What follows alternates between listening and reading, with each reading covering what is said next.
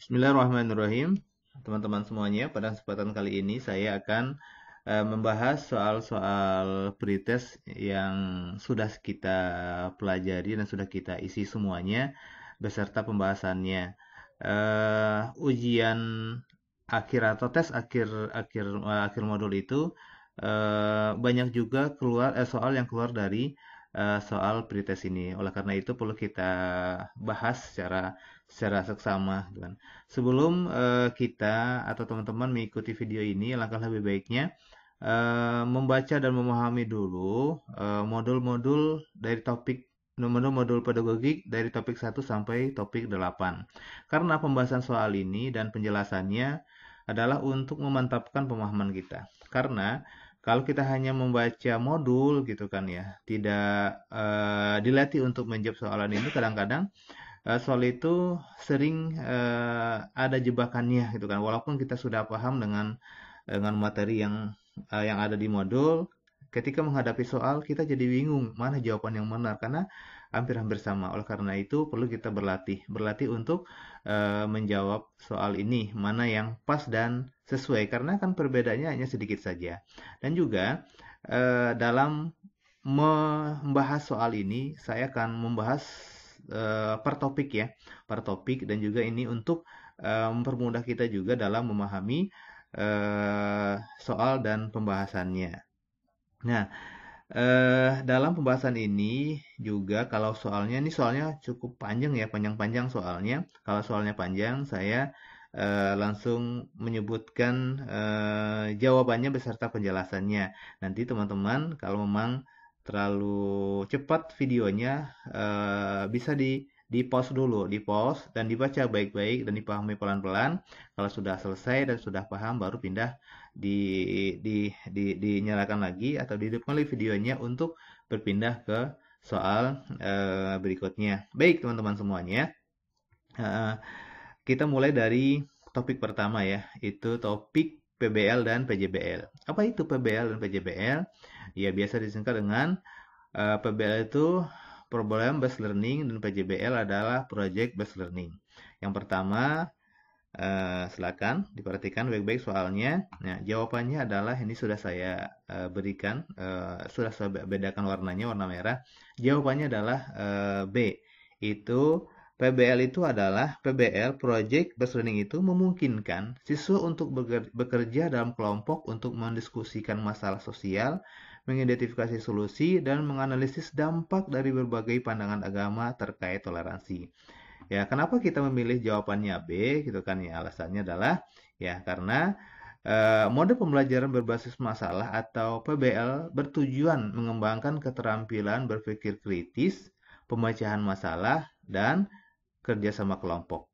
Dalam konteks PAI dan topik toleransi beragama, PBL sangat relevan karena melibatkan siswa dalam diskusi nyata tentang isu-isu sosial keagamaan, mengajak siswa menganalisis perbedaan dan persamaan antar pandangan agama, menstimulasi kesadaran sosial dan empati yang penting dalam memahami dan menerapkan nilai-nilai Islam secara kontekstual.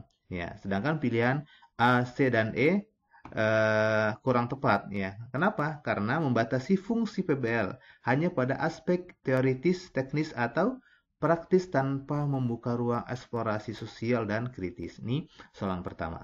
Nah, soal yang kedua, nih cukup panjang juga soal yang kedua. Silakan dibaca ya dengan baik, dipahami dengan baik, jangan terkecoh ya.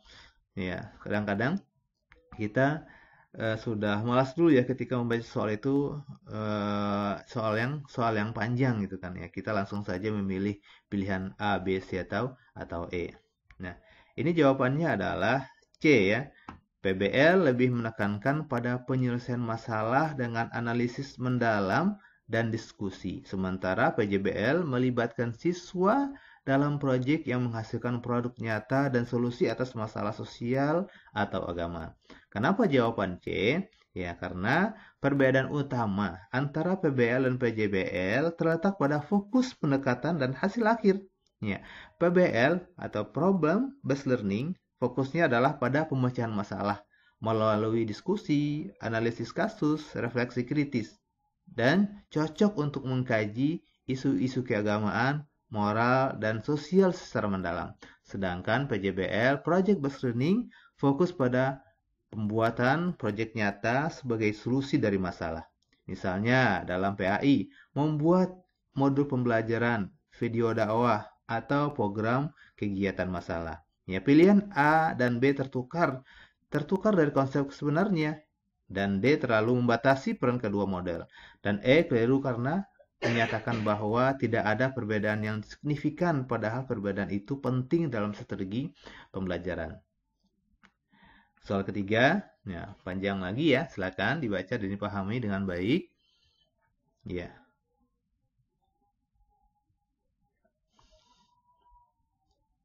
Pertanyaannya, bagaimana penerapan PJBL dalam pelajaran PAI dapat meningkatkan motivasi siswa dan mengembangkan siswa kepemimpinan serta kerjasama dalam konteks ajaran Islam?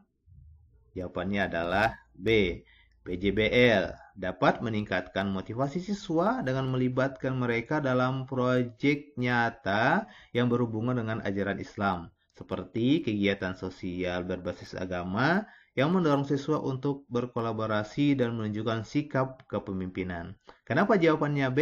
Ya, karena model project based learning dalam konteks PAI sangat efektif. Kenapa? Karena memotivasi siswa melalui keterlibatan langsung dalam proyek nyata yang bermakna. Ya, PJBL juga mendorong kerjasama, tanggung jawab sosial, dan kepemimpinan saat mengelola kegiatan seperti bakti sosial, kampanye kesadaran agama, atau pembuatan media dakwah. Ya, ya. Yang ketiga, menghubungkan nilai-nilai Islam dengan kehidupan nyata sehingga pembelajaran menjadi lebih kontekstual dan aplikatif. Nah, pilihan A, C, D, dan E kurang tepat karena menyatakan PBL tidak efektif atau hanya terfokus pada teori individual, padahal justru sebaliknya PJBL sangat menekankan aspek praktis, sosial, dan kolaboratif. Soal keempat, ini pendek ya, kita bacakan soal yang keempat ya. Apa tujuan utama dari pendekatan pembelajaran berbasis masalah atau PBL? Ya, A. Memberikan informasi secara langsung kepada siswa. B. Membimbing siswa dalam pembelajaran materi melalui ceramah. C. Meningkatkan keterampilan analisis dan penyelesaian masalah. D. Menyelesaikan proyek dengan produk nyata sebagai hasil akhir. E. Memastikan siswa memahami konsep secara hafalan. Jawabannya adalah C. Meningkatkan keterampilan analisis dan pemecahan masalah siswa. Kenapa jawabannya C?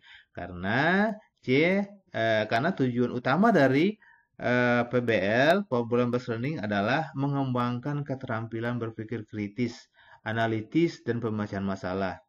Dan juga mendorong siswa untuk belajar secara aktif, menemukan solusi atas masalah yang relevan dengan kehidupan nyata, belajar dari pengalaman dan diskusi, bukan sekedar menerima informasi dari guru. Nah, yang kelima, soal yang kelima dari PBL dan PJBL adalah mengapa masalah yang dihadirkan dalam PBL biasanya bersifat kompleks dan tidak terstruktur. A. Untuk membingungkan siswa sehingga mereka bekerja lebih keras. B. Agar siswa lebih tergantung pada guru dan menyelesaikan masalah. C. Untuk mendorong siswa mengembangkan keterampilan berpikir kritis. D. Karena masalah sederhana tidak memerlukan pembelajaran mendalam. E. Untuk membatasi fokus pembelajaran hanya pada satu bidang ilmu. Ya, jawabannya adalah C. Untuk mendorong siswa mengembangkan keterampilan berpikir kritis. Kenapa? Karena masalah dalam PBL, Project Based Learning, biasanya kompleks dan tidak tersusun. Karena dirancang untuk merangsang pemikiran kritis dan analitis. Membuat siswa menelusuri berbagai kemungkinan solusi, bukan sekadar mencari jawaban tunggal. Mendorong diskusi, kolaborasi, dan eksplorasi lintas disiplin ilmu. Nah, ini 5 soal PBL dan PJBL ya, beserta penjelasan dan pembahasannya. Mudah-mudahan bisa menambah pemahaman kita. Sekarang kita masuk ke topik yang kedua. Topik yang kedua adalah diferensiasi based learning atau disingkat dengan DBL. Soal pertama. Nah, sini soal pertama. Pendekatan pembelajaran berdiferensiasi menekankan pada kebutuhan individu siswa. Salah satu prinsip utamanya adalah menyesuaikan konten pembelajaran dalam konteks ini. Apa yang seharusnya dilakukan guru jika menghadapi siswa dengan kemampuan pemahaman awal yang sangat beragam? A. Memberikan materi yang sama kepada seluruh siswa untuk memastikan keseragaman. B. Menggunakan metode ceramah agar semua siswa mendapatkan informasi yang sama. C. Menyediakan bahan ajar dengan tingkat kesulitan berbeda sesuai dengan kebutuhan siswa. D. Menyerahkan tanggung jawab belajar sepenuhnya kepada siswa. E. Fokus hanya pada siswa yang memiliki pemahaman paling rendah. Jawabannya adalah C, yaitu menyediakan bahan ajar dengan tingkat kesulitan berbeda sesuai dengan kebutuhan siswa. Kenapa? Karena dalam pembelajaran berdiferensiasi, guru menyesuaikan materi, proses, produk pembelajaran, dan berdasarkan kebutuhan minat dan tingkat kesiapan siswa. Dan juga menghadirkan bahan ajar yang bervariasi dalam tingkat kesulitan agar semua siswa bisa belajar secara optimal, tidak merasa terlalu mudah atau terlalu sulit. Nah, inilah pilihan A dan B bertentangan dengan prinsip berdiferensiasi karena menyamaratakan kebutuhan. D. Mengabaikan peran guru sebagai fasilitator. Pilihan E kurang tepat karena hanya fokus pada satu kelompok siswa. Padahal guru harus melayani seluruh kebutuhan siswa secara profesional. Soal kedua, dalam pembelajaran berdiferensiasi, salah satu cara guru mendukung keterlibatan siswa adalah melalui minat mereka. Jika mendapat siswa yang menyukai teknologi, guru dapat A. Menugaskan mereka untuk membaca buku teks terkait teknologi tanpa pendampingan. B. Mengintegrasikan aplikasi atau perangkat lunak ke dalam aktivitas belajar mereka. C. Mengalihkan perhatian siswa pada materi lain yang dianggap lebih umum. D. Memberikan penilaian tambahan tanpa mengaitkan teknologi. E. Meminta siswa tersebut untuk mengajarkan teknologi kepada teman lainnya. Ya, jawabannya adalah B, yaitu mengintegrasikan aplikasi atau perangkat lunak ke dalam aktivitas belajar mereka. Kenapa? Karena dalam pembelajaran berdiferensiasi berbasis minat. Jadi guru mengaitkan materi pembelajaran dengan minat siswa agar mereka lebih termotivasi dan terlibat. Ya. Dan juga jika siswa menyukai teknologi, maka penggunaan aplikasi, perangkat lunak atau mode digital dalam pembelajaran akan membuat pengalaman belajar lebih relevan dan menyenangkan. Soal ketiga, ini pilihan A kurang tepat karena tidak mempertimbangkan dukungan pembelajaran. Pilihan C dan D justru mengabaikan minat siswa. Pilihan E bisa jadi bermanfaat, tapi tidak secara langsung mendukung keterlibatan siswa dalam belajar sesuai dengan minat mereka sendiri. Ketiga, DBL mengharuskan guru untuk memodifikasi proses pembelajaran agar sesuai dengan gaya belajar siswa. Apa strategi terbaik untuk mengakomodasi siswa dengan gaya belajar kinestetik? A. Memberikan ceramah panjang dengan catatan yang harus ditulis. B. Menggunakan grafik dan diagram dalam materi pembelajaran. C. Melibatkan siswa dalam kegiatan yang melibatkan gerakan fisik seperti eksperimen atau simulasi. D. Memberikan tugas esai untuk dikerjakan secara mandiri. E. Memutar video pembelajaran tanpa interaksi langsung. Jawabannya adalah melibatkan siswa dalam kegiatan yang melibatkan gerakan fisik seperti eksperimen atau simulasi. Kenapa? Karena siswa dengan gaya belajar kinestetik belajar paling efektif melalui yang pertama adalah aktivitas fisik dan pengalaman langsung. Kedua, kegiatan seperti permainan edukatif, simulasi, praktek lapangan, eksperimen, atau roleplay sangat membantu mereka memahami konsep. Ya, pilihan A dan D cocok untuk gaya belajar verbal linguistik. Ya, pilihan B cocok untuk visual dan pilihan E bersifat pasif dan tidak sesuai dengan kebutuhan siswa kinestetik yang perlu bergerak dan menyentuh langsung proses belajar. Soal keempat, salah satu tantangan dalam penerapan DBL adalah manajemen kelas. Bagaimana cara terbaik bagi guru untuk mengelola kelas yang memiliki aktivitas pembelajaran berbeda dalam waktu yang sama? A. Memberikan aturan ketat agar seluruh siswa tetap diam selama pembelajaran. B. Mengelompokkan siswa berdasarkan preferensi mereka dan memberikan arahan yang jelas untuk setiap kelompok.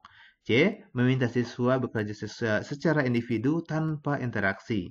D. Menghentikan semua aktivitas untuk fokus pada siswa yang membutuhkan bantuan.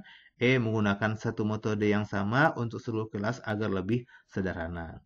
Pilihannya adalah B, yaitu adalah mengelompokkan siswa berdasarkan preferensi mereka dan memberikan arahan yang jelas untuk setiap kelompok. Kenapa? Karena dalam diferensiasi based learning atau pembelajaran berdiferensiasi, manajemen kelas yang efektif bisa dicapai dengan pertama, mengelompokkan siswa berdasarkan minat, gaya belajar, atau tingkat kesiapan. Dua, memberikan instruksi dan tujuan yang jelas untuk setiap kelompok sehingga semua siswa tetap fokus dan aktif sesuai kebutuhan. Tiga, membuat kelas tetap terstruktur meskipun aktivitasnya beragam. Ya, pilihan A, C, dan E mengabaikan prinsip diferensiasi. Pilihan D justru mengganggu pembelajaran yang sedang berlangsung bagi siswa lain. Soal kelima, topik DBL ini adalah guru memutuskan untuk menggunakan pendekatan DBL dalam sebuah kelas multikultural. Apa yang seharusnya menjadi perhatian utama guru dalam memilih bahan ajar? A. Menggunakan bahan ajar yang hanya berfokus pada budaya mayoritas. B. Mengintegrasikan konten dari berbagai latar belakang budaya siswa. C. Menghindari diskusi budaya untuk mencegah konflik. D. Memberikan bahan ajar universal tanpa mempertimbangkan keberagaman. E. Mengabaikan perbedaan budaya demi efisiensi waktu. Pilihannya adalah yang B. Mengintegrasikan konten dari berbagai latar belakang budaya siswa.